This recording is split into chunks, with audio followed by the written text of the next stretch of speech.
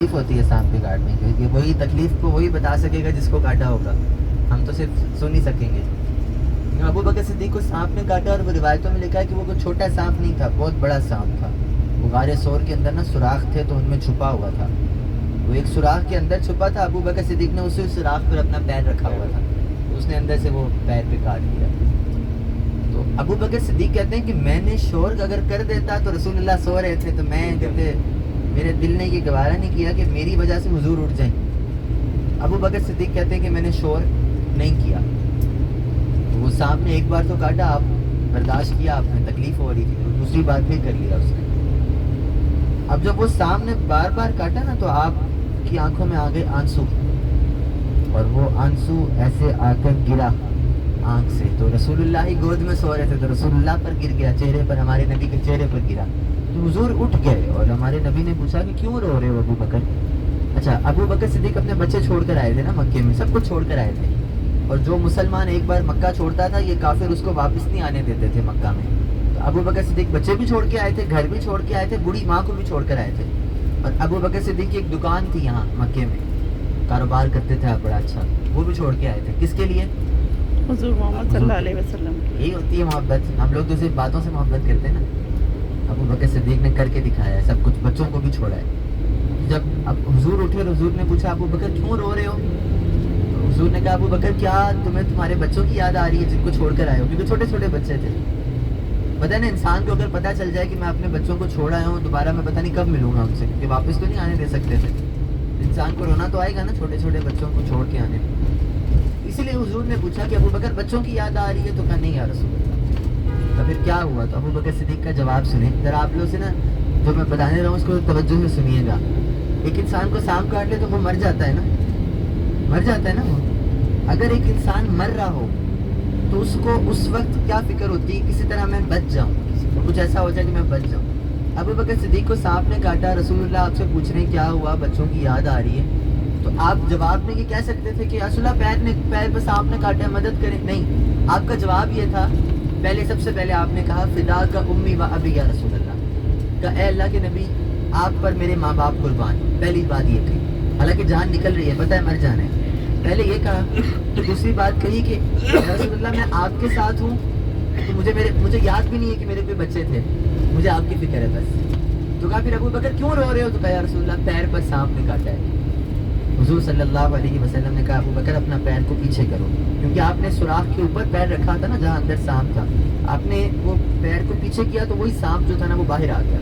جب باہر آیا تو ابو بکر صدیق کہتے ہیں کہ تھوڑی دیر سانپ رسول اللہ کو دیکھ رہا تھا اور رسول اللہ سانپ کو دیکھ رہے تھے، اور چپ کر کے ایک دوسرے کو دیکھ رہے تھے. اس کے بعد سانپ وہاں سے باہر چلا گیا. ابو بکر صدیق کہتے ہیں رسول اللہ نے نا اپنا لعاب دہن نکالا، تھوک مبارک نکالا، اور کہتے ہیں میرے پیر پہ ادھر لگا دیا جہاں پر وہ سانپ نے کاٹا تھا.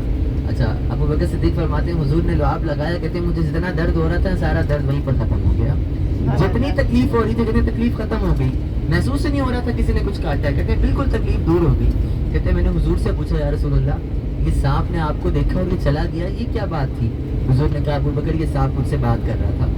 اور حضور نے فرمایا ابو بکر یہ سانپ مجھے یہ کہہ رہا تھا کہ اے اللہ کے حبیب صلی اللہ علیہ وسلم میں آپ کو دیکھنا چاہتا تھا. اور ابو بکر اپنا پیر نہیں ہٹا رہے تھے سوراخ سے، اور وہ سانپ کیا کہہ رہا ہے حضور کو، کہہ رہا ہے یا رسول اللہ پہلے میں نے ابو بکر کو کاٹا نہیں بلکہ میں نے پہلے سر لگایا تھا کہ پیر ہٹاؤ.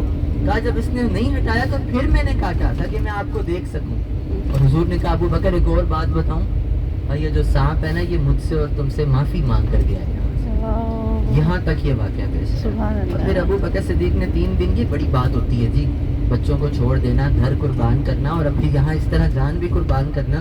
یہ 3 چیزیں ہوتی ہیں انسان کو پیاری، ایک اپنی جان، دوسرا اپنی اولاد، تیسرا اپنا مال جو اس نے اکٹھا کیا ساری زندگی، اس کی فکر ہوتی ہے نا. کاروبار والا چھوڑ دیا ابو بکر صدیق نے، بچے چھوڑ دیے، جان بھی دے دی، یہی ہوتا ہے سب. اور اگر کوئی کسی پر یہ سب کچھ قربان کر دے اس کا مطلب ہے وہ سچ میں محبت کرنے والا انسان ہے، اس کی محبت سچی ہے. وہ ابو بکر صدیق نے کر کے دکھائی. پھر وہ ایک چھوٹی بچی تھی، اس کا نام تھا اسماء. یہ ابو بکر صدیق رضی اللہ عنہ کی بیٹی تھی چھوٹی، 10-11 سال اس بچی کی عمر تھی. وہ 3 دن رسول اللہ اوپر تھے، تینوں دنوں یہ کھانا پہنچاتی تھی اوپر رسول اللہ کو. چھوٹی سی بچی 5413 فٹ کے اوپر کھانا لے کر جاتی تھی اور کھانا پہنچاتی تھی. اور حدیثوں میں لکھا ہے کہ इंसान सोचे कि 5413 फुट के ऊपर 11 साल की बच्ची, तब तो सीढ़ियाँ भी नहीं थी, कैसे चढ़ जाती थी, गिरती क्यों नहीं थी? तो वो उसके नीचे उलमा ने बड़ा प्यारा तरीके से समझाया है कि समझो कि वो खाना किसके लिए लेके जा रही थी, रसूलुल्लाह के लिए, अबू बकर सिद्दीक के लिए। रसूलुल्लाह कौन है इस पूरी दुनिया में? अगर कोई अफजल मखलूक, सबसे अफजल अल्लाह पाक ने किसी को बनाया है ना, तो वो हमारे नबी सल्लल्लाहु अलैहि वसल्लम, उनसे अफजल तो कोई नहीं है जी, ठीक है। अच्छा, रसूलुल्लाह के बाद अफजल कौन है? बाकी सारे नबी जो अल्लाह ने भेजे, आदम अलैहिस्सलाम से लेकर ईसा अलैहिस्सलाम तक पहले जो नबी आए, ये रसूलुल्लाह के बाद अफजल हैं, लेकिन इन सब से अफजल हैं हमारे नबी सल्लल्लाहु अलैहि वसल्लम। समझ रहे हैं आप लोग मेरी बात? अच्छा, फिर हुजूर सबसे अफजल, हुजूर के बाद बाकी नबी अफजल, और उन बाकी नबियों के बाद कौन अफजल है? अबू बकर सिद्दीक रज़ियल्लाहु अन्हु। सुभान अल्लाह। समझ रहे हैं जी? कि सारे नबियों के बाद अगर कोई अफजल इंसान है तो वो कौन है? अबू बकर सिद्दीक रज़ियल्लाहु अन्हु। ठीक है जी? ये अबू बकर सिद्दीक भी अफजल हो गए, रसूलुल्लाह भी अफजल हो गए। जब वो छोटी बच्ची दो अफजल लोगों के लिए खाना लेकर जाती थी, हदीस में लिखा है फरिश्ते उसको गिरने नहीं देते थे, फरिश्ते साथ साथ जाते थे कि अगर वो बच्ची कहीं उसका पैर फिसलता वो पकड़ लेते थे, और वो बच्ची जो है वो ऊपर पहुंचकर खाना पहुंचा दिया करती थी। अब बात यह है कि हमारे इस्लाम में ना सहाबा ने कुर्बानियाँ दी, हुजूर ने कुर्बानियाँ दी। अगर मैं और आप आज हरम जाकर देखते हैं कि एसी चल रहा है और ठंडा जमजम हमें मिल रहा है, तो ये सहाबा की कुर्बानियाँ हैं जो हमें मिल रही हैं। वरना काबे के पास कोई सूरा काफिरून पढ़ता था तो लोग उसको नीचे से पत्थर उठा के फेंकते थे कि सूरा काफिरून नहीं पढ़नी। आप लोग पढ़ते हैं ना, कुल या अय्युहल काफिरून ला अअबुदु मा ताअबुदून। अच्छा चलिए इसके बारे में सुनेंगे, इसके बारे में बिल्कुल बिल्कुल बिल्कुल सूरत जी जी। ये हुजूर के पास ना कुछ आदमी आए और वो हुजूर से कहते कि इस्लाम छोड़ दें। हुजूर ने कहा मैं कैसे छोड़ दूँ, मुझे तो अल्लाह ने नबी बनाकर भेजा है।